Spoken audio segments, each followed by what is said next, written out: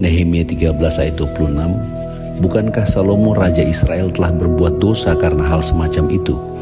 Walaupun di antara begitu banyak bangsa tidak ada seorang raja seperti dia yang dikasihi Tuhannya dan diangkat oleh Tuhan itu menjadi raja seluruh Israel.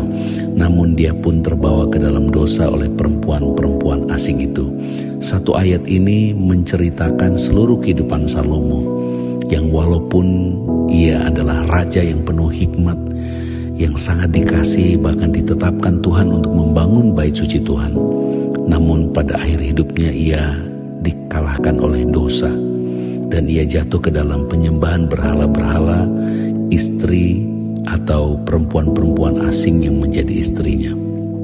Ini adalah suatu gambaran betapa dahsyatnya kasih Bapa kepada kita di dalam Yesus Kristus. Karena di dalam perjanjian yang lama, Raja Salomo yang penuh hikmat dikalahkan oleh dosa. Tapi kita di dalam perjanjian yang baru, kita yang penuh dosa karena kasih Bapa di dalam Kristus telah dikuduskan satu kali untuk selama-lamanya. Di dalam perjanjian yang lama, raja yang penuh hikmat yang membangun bait suci bagi Tuhan akhirnya menyembah berhala.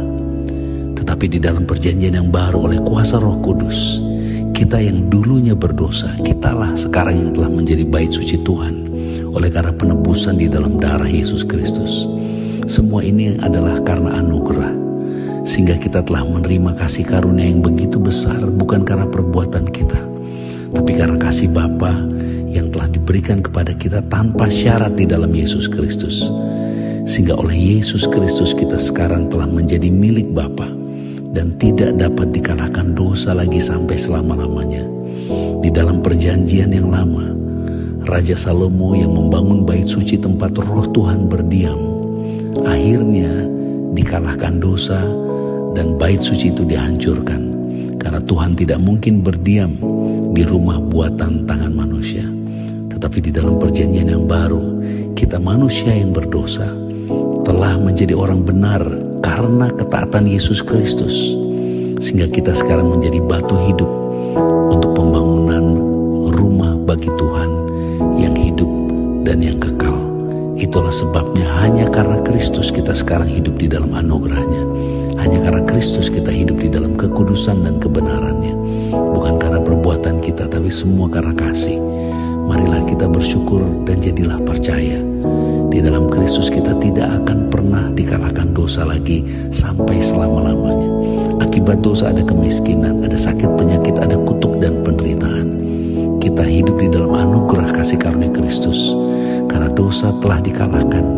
Di atas kayu salib segalanya, semuanya sudah selesai. Maka karena anugerah kita sekarang disembuhkannya, dipulihkannya, diberkatinya. Bahkan kita hidup di dalam berkat, di dalam segala kelimpahan hanya karena iman kepada Yesus Kristus. Percayalah, jangan pernah takut dan jangan pernah khawatir.